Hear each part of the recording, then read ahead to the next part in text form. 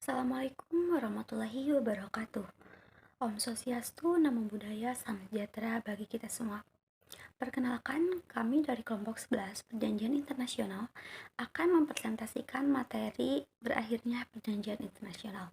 Perkenalkan, nama saya Sinta Ajahra, NPM 221349. Dalam materi berakhirnya Perjanjian Internasional ini ada beberapa poin yang akan kami sampaikan, yaitu yang pertama adalah latar belakang berakhirnya Perjanjian Internasional. Lahirnya Perjanjian Internasional ini didasarkan atas persetujuan bersama negara pihak. Begitupun berakhirnya Perjanjian Internasional ini juga harus didasarkan atas persetujuan bersama. Akan tetapi, ada perjanjian internasional yang berakhirnya terbebas sama sekali dari persetujuan bersama negara pihak. Hal ini disebabkan karena terjadinya peristiwa-peristiwa yang tidak terduga sebelumnya. Nah, dalam pengakhiran perjanjian internasional ini juga dapat menimbulkan konsekuensi hukum, seperti halnya dengan penundaan atau ketidakabsahan tentang bagaimana penyelesaian eksistensi tentang pengakhiran perjanjian internasional ini dan penyelesaian konsekuensi hukumnya. Hal ini tergantung pada ada atau tidaknya pengaturan di dalam perjanjian. Selanjutnya, di dalam buku Perjanjian Internasional karya Maulana disebutkan bahwa perjanjian internasional itu dibagi menjadi 3 kelompok, yaitu yang pertama ada berakhirnya perjanjian internasional atas persetujuan negara-negara pihak, yang kedua ada berakhirnya perjanjian internasional atas persetujuan kemudian, dan yang ketiga ada berakhirnya perjanjian internasional akibat terjadinya peristiwa-peristiwa tertentu. Nah, yang pertama ada berakhirnya perjanjian internasional atas persetujuan negara-negara pihak, di mana hal ini meliputi 4 poin, yaitu yang pertama ada berakhirnya perjanjian sesuai dengan ketentuan perjanjian itu sendiri. Hal ini dijelaskan dalam pasal 54A Konvensi Wina tentang hukum perjanjian. Nah, berakhirnya masa perjanjian ini juga biasanya dapat terjadi antara 1 sampai 99 tahun.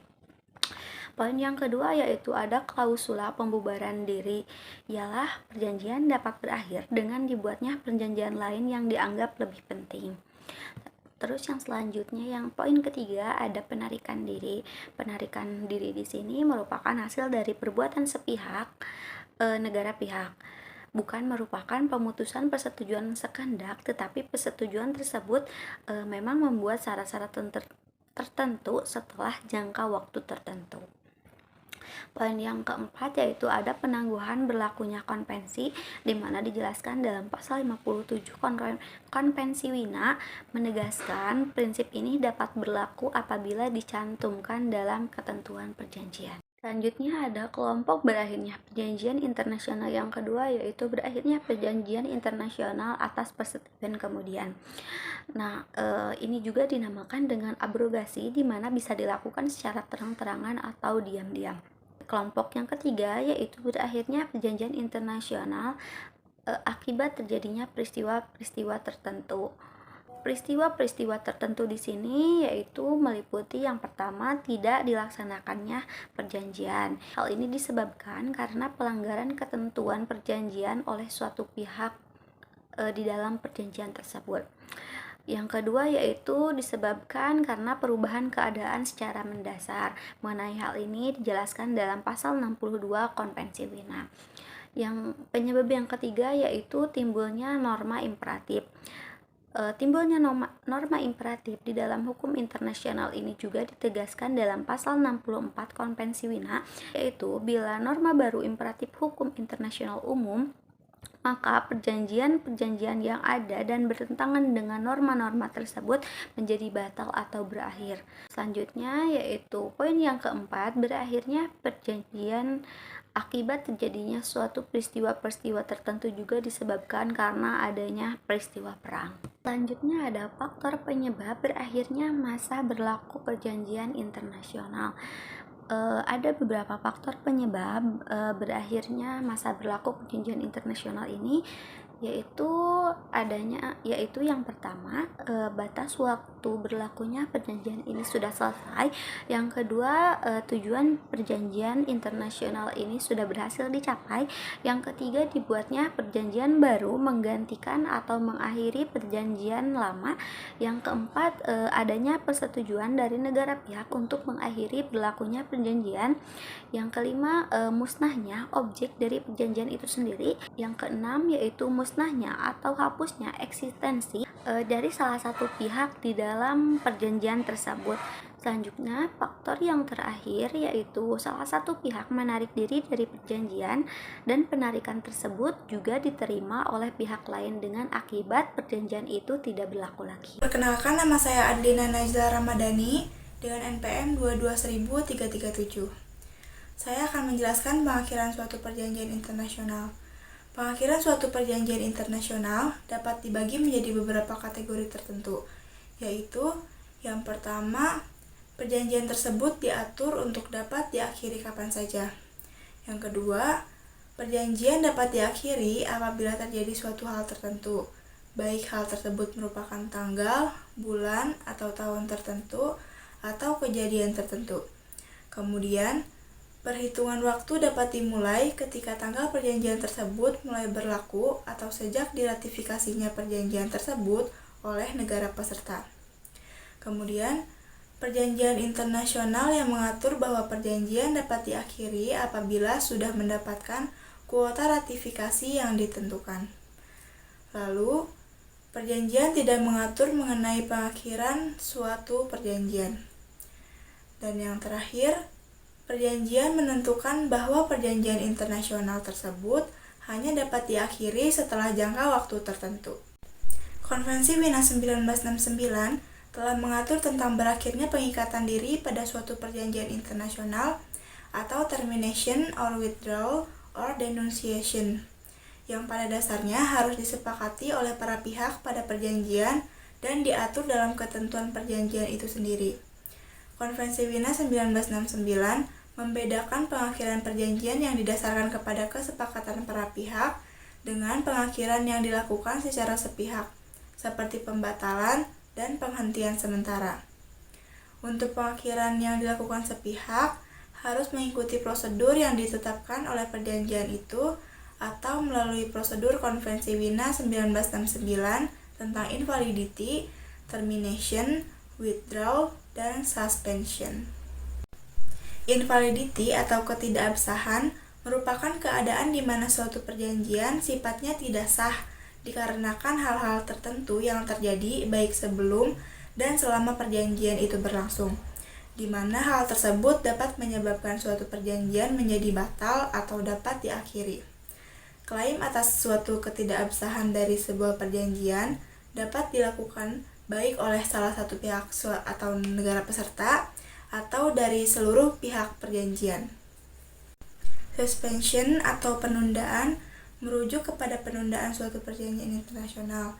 Penundaan dapat dilakukan sebelum perjanjian itu berlaku atau entry into force, atau bahkan ketika perjanjian internasional tersebut telah berjalan dan telah menimbulkan akibat hukum bagi para peserta perjanjian.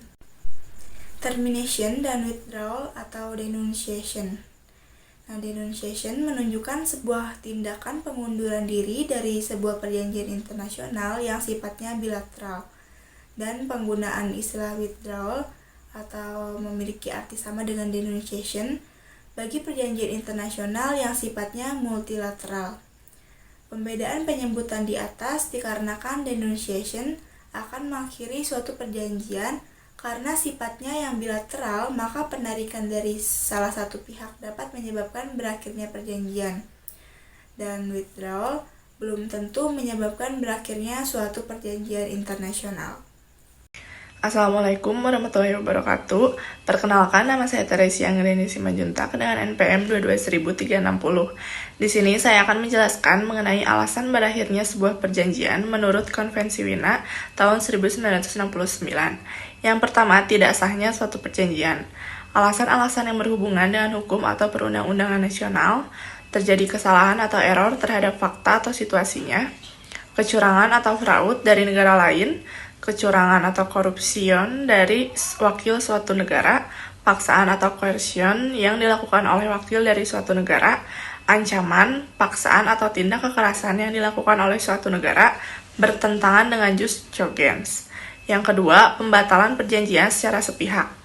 Dibuat perjanjian internasional baru, pelanggaran material dari salah satu pihak perjanjian internasional, ketidakmungkinan untuk melaksanakan kewajiban, terjadinya perubahan keadaan yang fundamental, putusnya hubungan diplomatik dan atau konsuler bertentangan dengan jus cogens. Yang ketiga, penundaan perjanjian internasional.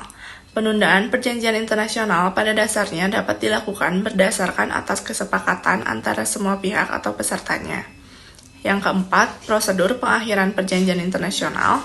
Pasal 65 merupakan sebuah penjagaan agar negara tidak mengambil langkah arbitrais walaupun terkadang tidak bisa memenuhi tujuan tersebut. Negara atau pihak yang ingin menghentikan perjanjian internasional, baik secara permanen ataupun secara sementara, harus memberikan pemberitahuan kepada pihak lain. Pemberitahuan tersebut harus tertulis, dan negara lain harus diberi waktu untuk memberi tanggapan dalam rentang waktu 3 bulan, kecuali pemberitahuan yang sifatnya darurat. Sekian dan terima kasih. Assalamualaikum warahmatullahi wabarakatuh. Perkenalkan, nama saya Nazwa Mala Putri dengan NPM 22341. Di sini saya akan menjelaskan terkait dampak hukum berakhirnya suatu perjanjian internasional.